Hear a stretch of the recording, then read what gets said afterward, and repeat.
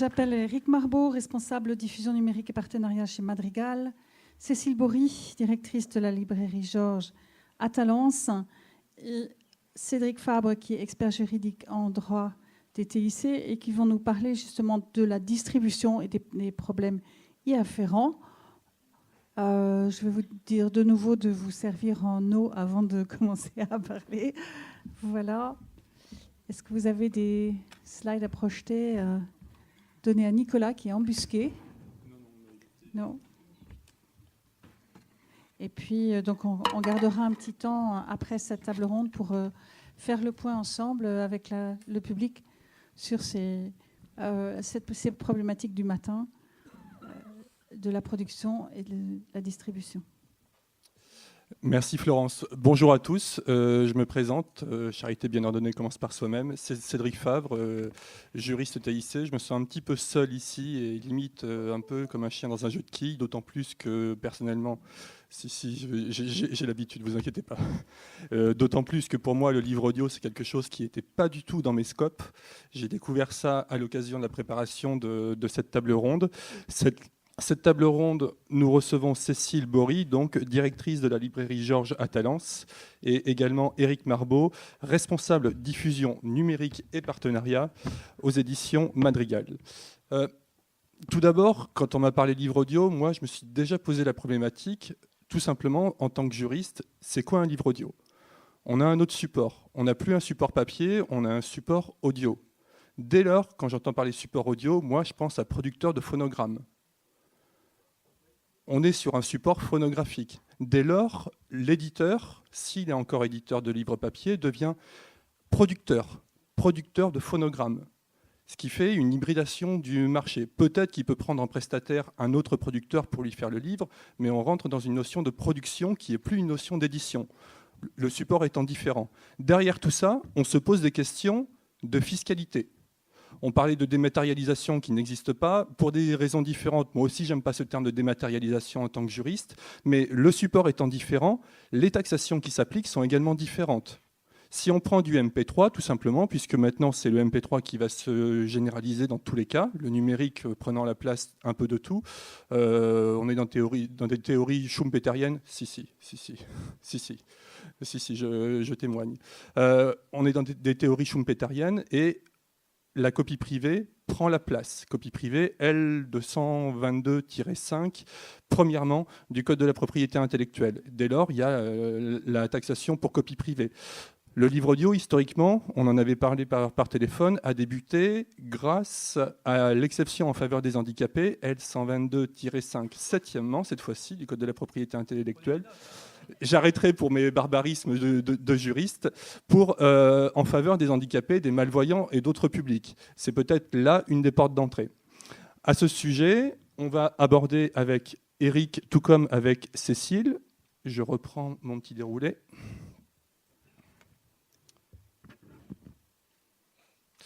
On va aborder des thématiques qui portent sur les enjeux de la distribution, qui portent également sur les actions marketing, puisqu'on est là pour parler de distribution pour notre table ronde. En matière de marketing, on abordera notamment avec Cécile la question des PLV, la question de la diffusion, entre autres, publicité sur le lieu de vente, et l'appropriation également par le public. Sans plus tarder, je passe tout de suite la parole à Eric. Bonjour à tous. Donc moi, je suis responsable de la diffusion numérique pour Gallimard Flammarion. Je représente aussi des éditeurs indépendants qui nous confient ce service pour leur catalogue, et notamment Christine Villeneuve des Éditions des Femmes, qui nous a confié la diffusion de son catalogue audio et d'ailleurs de livres et livres numériques. Et je suis venu effectivement témoigner du point de vue du diffuseur ce qui se passe autour du marché du livre audio, qui véritablement est bouleversée. C'est une époque qui va être passionnante pour nous avec tout ce qui arrive, alors qu'on est sur un marché qui était relativement atone, malgré les efforts d'un certain nombre de passionnés, notamment. Et on en a rencontré un certain nombre ce matin. Donc, certains d'entre vous le savent déjà, globalement, l'appétence des Français et des francophones au sens large est bien moindre sur le livre audio que nos confrères anglo-saxons. Pour donner quelques éléments de comparaison, là où les ventes de livres audio sur un livre de fiction dans le monde anglo-saxon peuvent représenter 10% des volumes comparés au papier et au livre numérique. C'est globalement 1%, allez, 2% au mieux pour nos propres catalogues français. Ce qui effectivement a occasionné un marché qui est faible et ce qui explique pourquoi finalement peu d'éditeurs originels se sont lancés et ont effectivement plutôt pris le parti de céder des droits à des passionnés qui ont créé leurs compétences pour ce faire. Alors, les éditions des femmes, c'est presque un éditeur à part et avec sa dimension militante.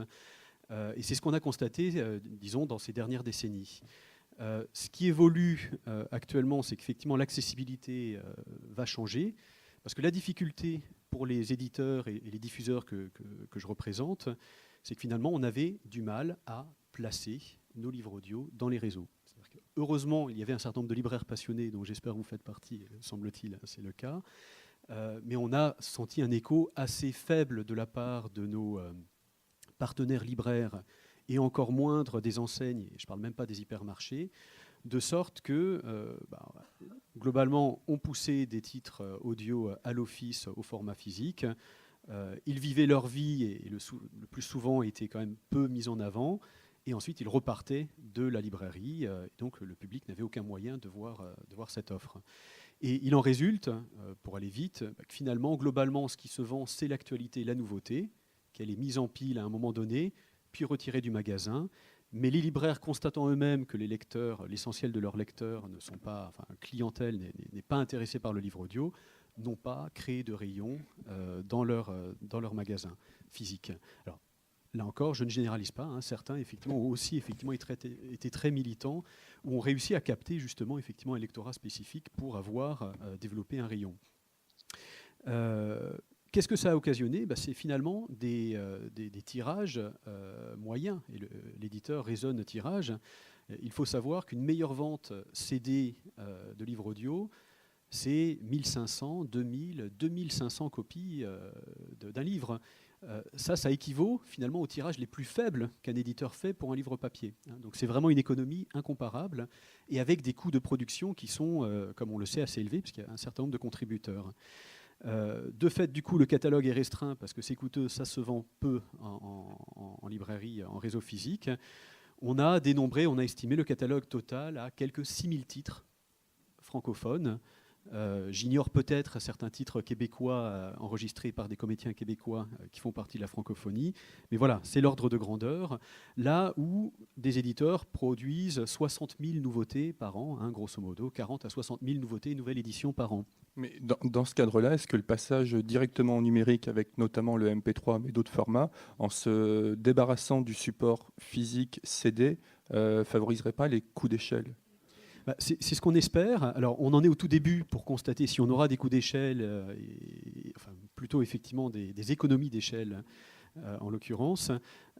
C'est plus compliqué que ça, parce qu'au finalement, on se rend compte dans ces premières années où advient effectivement un public qui achète ou télécharge ou en streaming du livre audio dématérialisé, ce n'est pas forcément les mêmes titres qu'on vend. Typiquement, on sent qu'on vend particulièrement bien l'actualité, je le disais, pour des raisons de l'office notamment. Les livres audio au format jeunesse, qui sont des cadeaux merveilleux. Moi, je suis père de 3 enfants, avec un artefact et un support qu'on peut remettre à l'enfant et sur lequel il peut être autonome sur une platine, là où je ne confierais pas un smartphone à ma fille de 9 ans. Mais effectivement, sur la littérature de genre, sur des catalogues du type développement personnel et notamment, gros enjeu pour nous, maisons d'édition, sur le fond, là, on a une très très belle opportunité parce qu'effectivement, les sites et les plateformes peuvent effectivement héberger tous les fichiers et donner effectivement à connaître l'ampleur de l'offre que nous n'avons malheureusement pas en librairie, parce que là, il faudrait effectivement avoir la place. Parce que voilà, je ne pense pas que vous stockez 6000 titres de livres audio chez vous. Alors bien entendu, il y a l'e-commerce de la librairie aussi. Donc finalement, on se rend compte qu'on est sur un lectorat un peu différent entre le format dématérialisé et le format physique, pour des raisons de distribution, mais peut-être aussi effectivement pour des raisons qui nous échappent et qu'on va commencer à comprendre. Donc aujourd'hui, on est plutôt dans le sentiment qu'on est sur une complémentarité et à vouloir jouer de cette synergie dans cette complémentarité aussi. L'enjeu pour moi en tant que diffuseur, c'est d'arriver à éviter qu'il se crée effectivement des silos sur le numérique. Là, dans les pays où ça s'est beaucoup développé, parce que j'ai parlé des anglo-saxons, mais en Allemagne, c'est aussi effectivement 10% des ventes fiction qui se font. Chez nos homologues scandinaves, parfois ils vendent plus du livre audio que du livre papier ou du livre numérique d'un titre. Or, sur l'ensemble de ces marchés, le service a été en quelque sorte développé et a été communiqué par des opérateurs que sont Audible, racheté par Amazon, iTunes, qui appartient à Apple, qui quelque part ont marqué de leur empreinte la structure de comment l'offre est présentée sur ces marchés. Et quand je dis leur empreinte, c'est effectivement avec du format propriétaire, qui est le cas d'Audible. Quand vous parlez de MP3, quelque part, je ne suis pas d'accord avec vous. En fait, c'est un format de fichier qui peut ensuite être réencodé chez les uns et les autres. Et donc l'enjeu pour un diffuseur comme nous, c'est d'arriver à sortir de ces silos pour proposer et un format de fichier qui pourra nourrir de multiples plateformes et qui représentera un ticket d'entrée faible pour qu'un libraire traditionnel puisse proposer aussi le format dématérialisé, parce qu'il pourra se concentrer. Il n'aura pas en fait à gérer le fichier, ce sera géré par les éditeurs, les distributeurs, les plateformes de distribution, et à ce titre on a positionné la plateforme de distribution Eden Livre sur le sujet, et des opérateurs techniques passionnés qui ne vont pas partir par la petite porte dans 6 mois comme Boucle d'Oreille. Et c'est pour ça effectivement qu'on a voulu s'associer à une initiative comme Boucle d'Oreille pour apporter ce service, de sorte à ce que les libraires puissent se concentrer sur leur force, à savoir le choix, la sélection, savoir sélectionner dans le catalogue, et l'animation de la clientèle, et l'essentiel du technique est pris en charge par nous. Mais de votre côté, Cécile, toutes ces plateformes de diffusion en streaming, c'est pour vous, d'un point de vue économique, contre-productif, dans le sens où vous distribuez du livre physique. Et si vous avez ces intermédiaires qui diffusent directement sans en passer par vous en tant que libraire, vous avez un manque à gagner. Oui, déjà, physiquement, c'est assez compliqué puisque je dirais que 90% des livres audio sont achetés par les collectivités, à l'heure actuelle, en tout cas dans notre librairie, mais je pense que c'est un peu le cas dans l'ensemble de la librairie en France. Pour quelles raisons pour l'instant, je l'ignore, mais je pense qu'effectivement, le manque de communication et peut-être d'outils pour que nous puissions mieux communiquer aussi auprès de nos publics n'existe pas en suffisamment grande quantité, mais je comprends aussi le problème du coût que ça engendre, évidemment. Il existe quand même des CD avec des extraits que l'on distribue, nous, ou à nos clients, aux bibliothèques, et aussi aux CDI, effectivement, de collèges et de lycées qui ont des demandes là quand même assez régulières maintenant. Et donc, c'est déjà difficile de les vendre physiquement. Donc, effectivement, une fois que ça nous échappe et que c'est virtuel, j'ai bien peur que ça nous échappe totalement. Voilà. Oui, c'est tout simplement iTunes qui a constitué un petit peu tous les circuits. Ouais. Mais la diffusion via des extraits ne pourrait pas favoriser l'appétence du lecteur, du consommateur ? Si, ça je pense totalement que c'est un excellent outil qui est facile à distribuer. Alors je ne sais pas quel est le coût évidemment pour l'éditeur, mais pour nous en tout cas c'est très facile de le distribuer et de donner justement le goût et de se lancer dans la découverte de ces produits-là. Je pense qu'à l'heure actuelle, les gens qui se dirigent vers le livre audio, en tout cas les particuliers, sont peut-être des gens qui sont attirés effectivement par l'interprète avant tout. Et je pense qu'il y a quand même une préférence à d'abord découvrir soi-même un ouvrage en version papier pour se faire sa propre interprétation, et que si vraiment après on a aimé ce texte, on est tenté après par justement la découverte de l'interprétation d'un comédien, puisque si on passe d'abord par la lecture audio, je pense qu'on est un peu orienté vers l'interprétation qui est faite déjà, et qu'elle peut donc empêcher que l'on ait sa propre interprétation dans un premier temps. Si j'entends bien ce que vous me dites, c'est pas livre papier ou livre audio, c'est livre papier puis livre audio.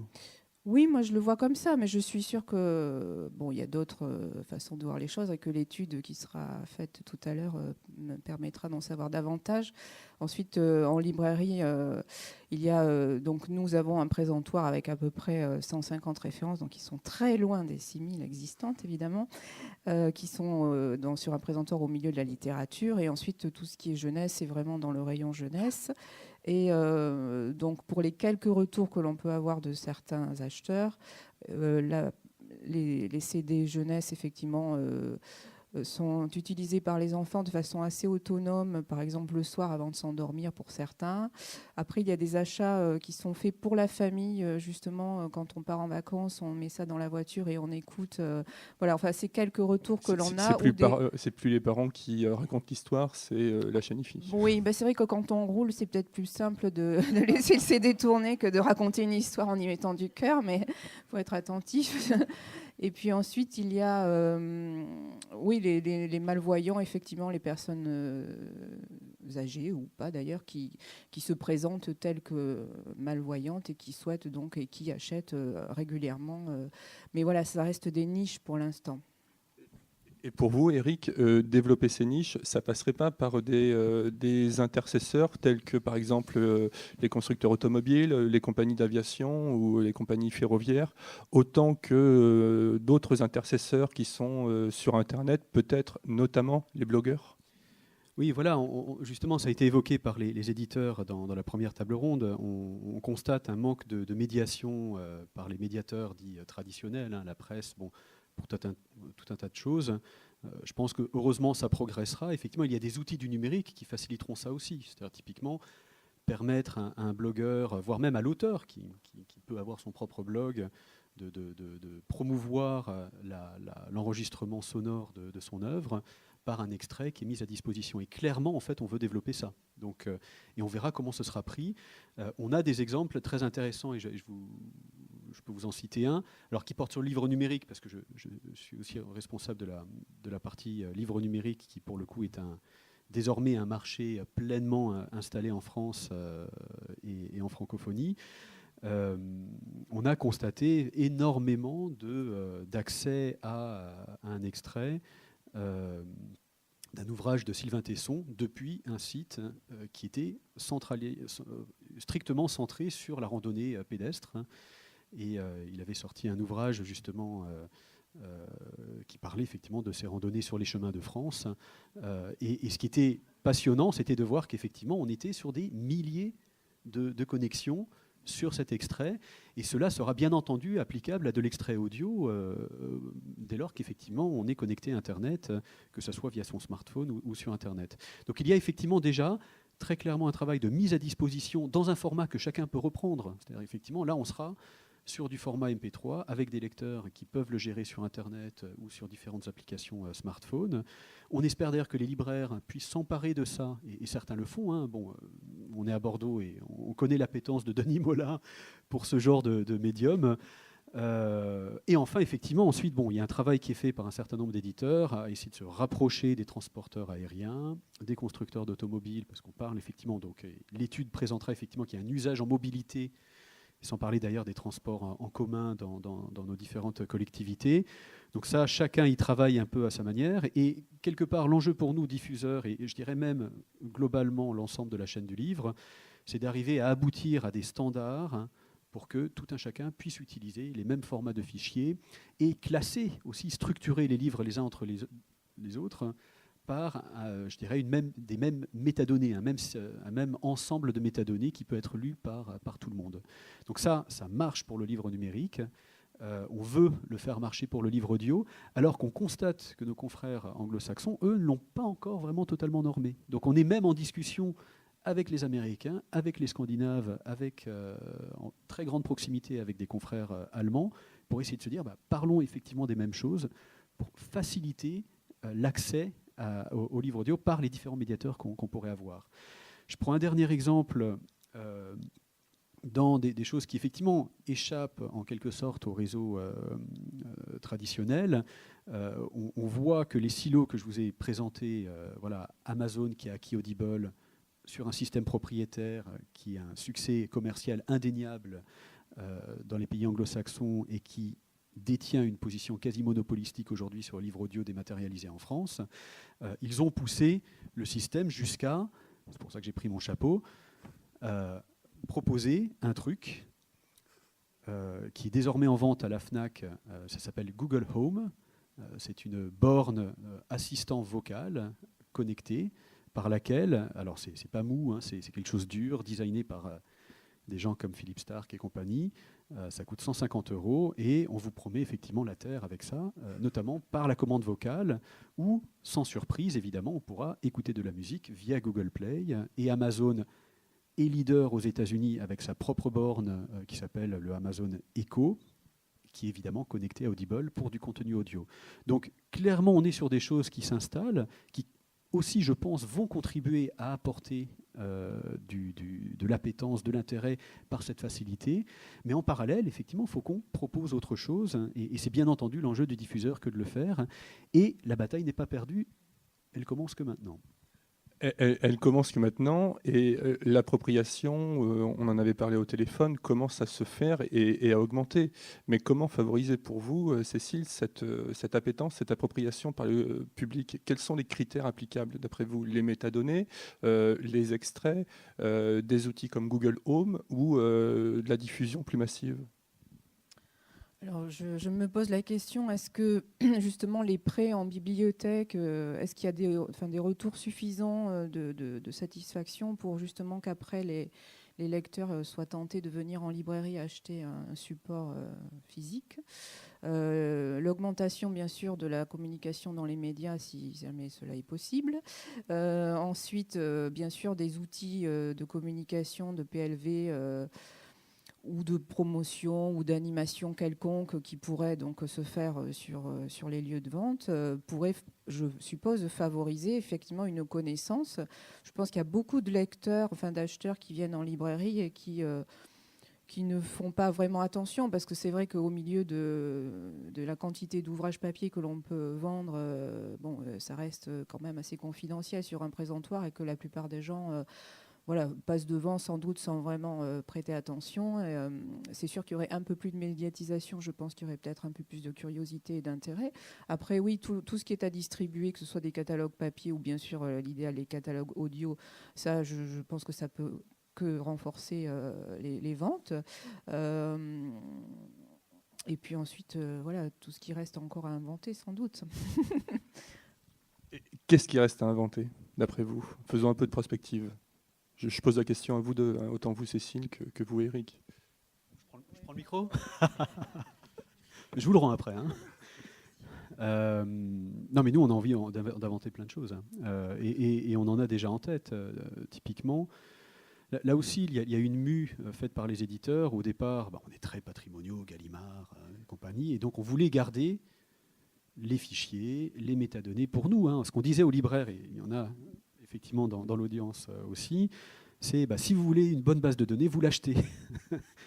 Vous devez payer pour avoir une base de données. Et on est effectivement plutôt dans le mouvement à se dire, non, on a tout intérêt effectivement à libérer de la donnée pour aider effectivement les libraires à donner, à présenter l'ensemble des catalogues avec cette importance de valoriser le fond pour nos catalogues, et aussi désormais effectivement des extraits. C'est-à-dire que c'est quand même depuis que quelques années que désormais on libère des extraits, et c'est quand même une vraie révolution qui semble simple et dans l'intérêt de l'usager, mais dites-vous bien que ce sont des choses qu'on a discutées très longuement avec les auteurs, avec leurs représentants, en se disant qu'est-ce que c'est que donner quand même 10% d'un texte, voire plus, et pourquoi vous en faites, et avec les considérations légales que vous imaginez pour le coup. J'ai envie de dire que ça peut se régler facilement dans le contrat d'édition, ou plutôt dans le contrat de production du livre audio. Ce genre de choses peut se régler facilement, comme la question des droits d'auteur et des droits de reproduction derrière, et de diffusion, et de la rémunération de l'auteur autant que de la rémunération des interprètes. Oui, heureusement, mais l'écrire sur un contrat, c'est quand même aussi l'accompagner par un travail de pédagogie. On stipule dans un contrat. Bon, stipulons-le. Il faut l'expliquer. Et c'est un travail de pédagogie, parfois de longue haleine, entre l'éditeur et l'auteur. ou les contributeurs d'ailleurs, parce qu'il n'y a pas que les auteurs, hein, il y a effectivement aussi les interprètes qui peuvent avoir leur mot à dire. Voilà. Alors, du coup, ces outils-là, on s'efforce à ce qu'ils soient facilement utilisés par les libraires, par les bibliothèques. Et c'est pour ça, effectivement, qu'on a tenu à soutenir l'initiative de Boucle d'Oreille et de Jéricho. Là encore, pour avoir un système où ce seront des métadonnées qui vont être structurées pour que ça soit facile à prendre. On est vraiment sur des standards avec des acronymes barbares du type ONIX, de sorte à ce que chacun puisse les interpréter et que si Boucle d'Oreille se multiplie, ce que je souhaite, voilà, c'est que d'autres opérateurs puissent aussi intervenir, de sorte à ce qu'on ne soit pas coincé avec un acteur qui, quelque part, imposerait ses propres formats. Donc, fort de ça, c'est quelque chose qui est déjà démontré dans le livre numérique, et on a quand même plus d'une centaine de libraires qui vendent du livre numérique auprès de leur clientèle, et qui, heureusement, justement, peuvent concentrer leurs efforts dans la sélection, qui ne sera pas la même que celle d'Amazon ou même du libraire d'à côté, et dans la présentation de cette offre à votre clientèle locale, voire pas que locale, hein, puisqu'effectivement, ça fait depuis un moment que beaucoup de libraires travaillent l'e-commerce papier et désormais effectivement de l'e-commerce avec des formats numériques, livres numériques, mais désormais livres audio. Le dernier point, et je m'arrête là-dessus pour que vous nous présentiez vos innovations à venir, c'est qu'on a aussi travaillé à faciliter la prise de connaissance du catalogue. Une autre chose qui manquait, et qui manquait d'ailleurs, je pense, dans les témoignages de la première table ronde, c'est que c'est souvent pas le même éditeur qui fait l'audio et le physique. Gallimard est presque l'une des exceptions. Et du coup, c'est difficile justement alors les éditions des femmes, voilà, et puis achètent effectivement son catalogue, mais globalement, c'est souvent le cas. Voilà, Sonobook acquiert des droits auprès d'éditeurs pour le coup. Et souvent, en fait, ces informations-là n'ont pas été chaînées. Donc, sur les sites marchands ou même dans les moteurs de recherche, le plus souvent, on cherche quand même un livre papier. Hélas, ne remonte jamais ou presque jamais le livre audio et a fortiori le livre audio dématérialisé. Là, ça vient. Et les acteurs de la filière se sont effectivement structurés pour que ces informations arrivent. Je prends l'exemple de Tite-Livre, qui est un prestataire de nombreux libraires, et ce n'est pas le seul, qui effectivement sur son site internet Place des libraires, et je vous invite à y jeter un œil, désormais pour une œuvre présente l'ensemble des émanations et jusqu'à où on peut effectivement les acheter. Donc on n'est même pas dans le format papier et ou le format audio ou puis le format audio, on est dans le format papier avec le format audio. Et on rejoint ce qu'on disait lors de la première table ronde avec en quatrième de couve par exemple des QR codes pour proposer l'accès peut-être pas au livre audio mais au moins à des extraits du livre audio. Oui, je trouve que tout ça c'est effectivement pertinent. C'est vrai que j'allais en parler, oui, sur la plateforme notamment des libraires indépendants en Nouvelle-Aquitaine, il y a, puisqu'on est affilié avec Tite-Livre, il y a effectivement cette possibilité-là, et donc c'est très pertinent, bien sûr, pour le client, lecteur. Maintenant, je ne connais pas le retour des ventes réelles, mais bien sûr. Après, il y avait une question, donc c'était non. J'ai décroché là. Non, c'était pour vous passer la main, pour vous demander de nous apporter le mot de la fin, comme on a commencé avec Eric. Je propose de finir avec vous, si vous avez autre chose à rajouter. Oui, enfin pour nous, libraires, je crois que tout est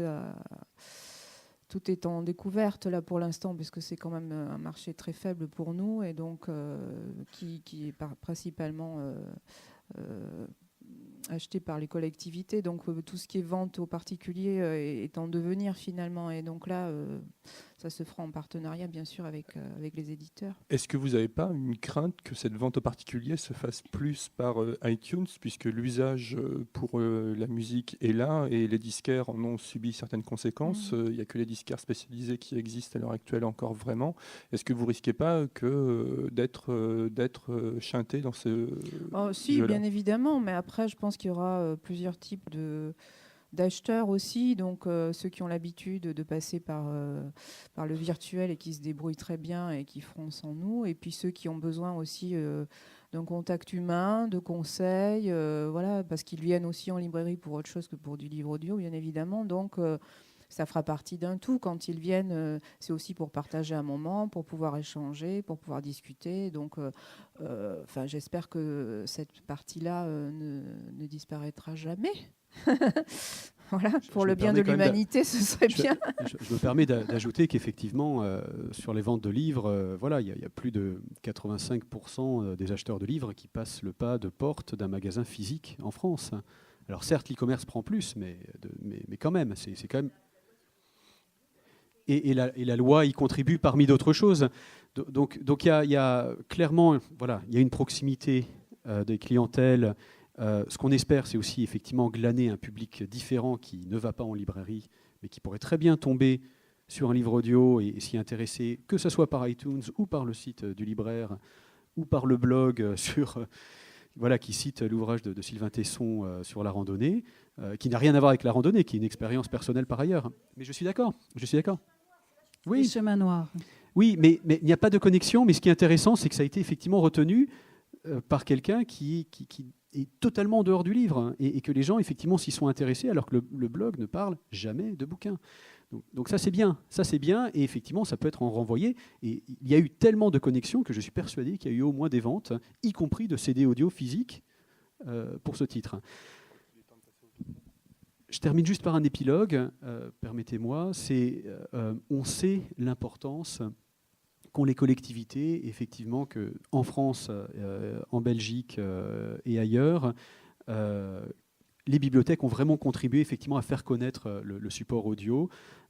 Et c'est pour cela qu'on pense que c'est aussi déterminant que vous puissiez, dans vos collections, intégrer une offre dématérialisée avec effectivement une solution technique sur laquelle on bosse et que j'attends depuis... Moi, je ne cache pas mon plaisir. Hein. Ça fait 2 ans que j'attends ce truc, qui est mieux que ce chapeau mou borne Google, pour effectivement enfin avoir une solution technique.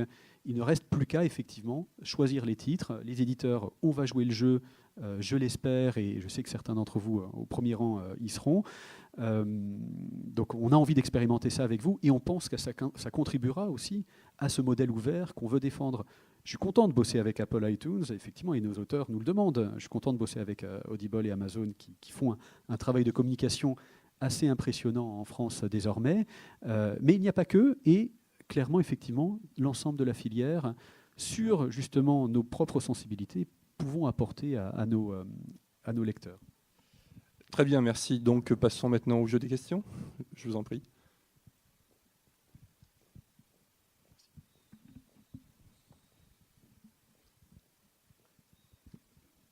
Bonjour, Lisa Ferrer, animatrice Biblio.Gironde. Je voudrais relever quand même une certaine contradiction, c'est-à-dire que vous dites être favorable au fait que les bibliothèques puissent distribuer le plus largement possible vos livres. Donc vous avez l'air convaincu du fait qu'on puisse apporter au marché, puisque vous êtes quand même dans une logique économique. J'imagine que si vous voulez bien qu'on les distribue, c'est que vous y trouvez votre compte. Par contre, vous, en tant que libraire, vous n'êtes pas convaincu du fait que les bibliothèques peuvent être un moteur dans l'achat de livres audio. Ah ben si, j'ai exactement dit l'inverse.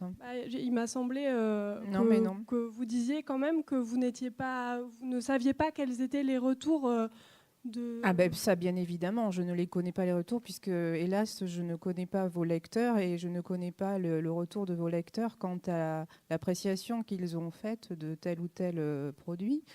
Mais c'était en fonction justement de vos retours lecteurs. Je pense que la personne après peut venir en librairie pour acheter s'il l'a apprécié. Mais j'ai jamais dit que voilà. Et du coup, vous concernant les conditions tarifaires que vous allez mettre en place via le BiblioStream, comment ça va se passer exactement ? Je ne vais pas le décrire en détail, on peut s'en parler après si vous le souhaitez, mais on n'est pas dans une séance de négociation dans l'immédiat. Grosso modo, on est sur des bases similaires à ce qu'on propose sur le livre numérique dans le cadre de PNB. Ça, c'est le point de vue de Gallimard. Après, d'autres éditeurs pourront effectivement proposer d'autres offres. Ce qu'on tâche de faire, c'est d'arriver à proposer une offre qui vous permet quand même beaucoup d'usages, notamment du prêt simultané et un temps d'écoute, je dirais, d'accessibilité au contenu, voilà, qui dure 59 jours, ce qui est long en fait. Enfin, ça n'existe pas sur le support physique, sauf en période de vacances. Pour qu'on expérimente ensemble. Hein. Et le projet d'ailleurs, c'est là encore, on n'a pas non plus la prétention de vous dire ce modèle, c'est ce qui va satisfaire les usagers des bibliothèques. On va l'apprendre ensemble. Mais on a déjà quand même un peu appris sur le livre numérique, sur une offre qui est quand même considérée globalement, parce qu'on échange aussi avec des confrères étrangers sur le sujet, comme une offre généreuse dans les usages qu'elle autorise, et notamment la simultanéité. Plusieurs usagers d'une même bibliothèque peuvent effectivement accéder à un même contenu. Ce qu'on constate à l'inverse, c'est qu'on a même des bibliothèques qui veulent restreindre les conditions d'accès qu'on donne, parce qu'effectivement, il y a cette question budgétaire de ne pas, je dirais, dépenser trop vite effectivement les droits d'accès à cette offre. Et ensuite, il y a cette discussion que nous avons avec les auteurs qui regardent ça de très près, parce qu'effectivement, ils s'inquiètent voilà, je dirais, d'une disponibilité qui pourrait être trop généreuse par rapport à un équilibre global, y compris d'ailleurs sur une zone de chalandise voilà, occupée par un libraire ou plusieurs libraires. Donc c'est vraiment tout un ensemble de paramètres où évidemment qu'on vendra des livres, une offre trop chère pour le compte des bibliothécaires, et nous on considérera qu'elle n'est pas assez chère, donc il y aura toujours voilà, cependant. Mais essayons effectivement de trouver un terrain voilà, d'entente, et on y parviendra, je pense. Oui, moi j'ai trouvé intéressant dans votre échange la question des extraits qui a été très présent dans notre enquête, à la fois dans les usages du player BiblioStream, parce que les usagers trouvaient que justement ce qui était intéressant, c'est que quand on est grand amateur, notamment de livres audio, on veut pouvoir écouter avant. Quand on est en bibliothèque ou en librairie, on peut feuilleter le livre. Hein, on a cette matérialité où on peut lire des extraits et on peut pas. Il n'y a pas toujours des bornes d'écoute dans les médiathèques, etc.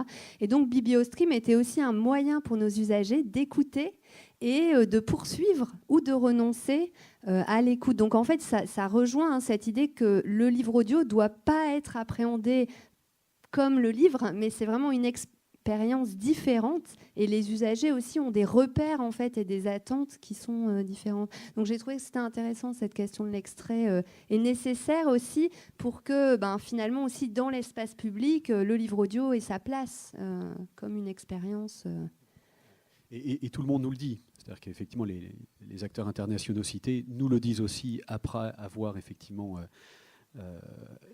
monter leurs propres études, après avoir utilisé, d'ailleurs, eux sont des maîtres du big data, et donc sur la base du big data, effectivement, ont pu aussi corroborer des résultats qualitatifs comme ceux que vous avez construits dans votre étude. Et de fait, on a fait et cause pour cet usage en permettant, sur l'offre audio, d'ailleurs comme pour l'offre de livres numériques, un accès complet à l'œuvre dans les murs de la bibliothèque, pourvu que la bibliothèque ait une borne, bien entendu. Donc ça fait partie du dispositif, et je dirais de l'ensemble des outils qui sont mis à disposition par le bibliothécaire pour faire connaître l'offre, et puis, comme vous le dites, l'expérience. Et j'espère qu'il y aura des initiatives intéressantes avec des enfants, avec des publics, et qu'on ne parle pas que des malvoyants, mais effectivement d'autres publics. Je pense au Mois de l'Imaginaire, qui est une très belle opération, qui est enfin lancée par des éditeurs, qui a été relayée. Et j'espère que ça deviendra une opération annuelle qui se répétera comme Quai du Polar est devenu effectivement un événement national sur le polar. On pourrait effectivement monter de telles initiatives autour du livre audio, ou livrer effectivement le pendant du Mois de l'Imaginaire, j'espère que Sonobook sera d'accord, sur le livre audio, autour effectivement des littératures de l'imaginaire, mais avec cette expérience audio complémentaire, différente de la lecture numérique ou de la lecture papier. Une dernière question.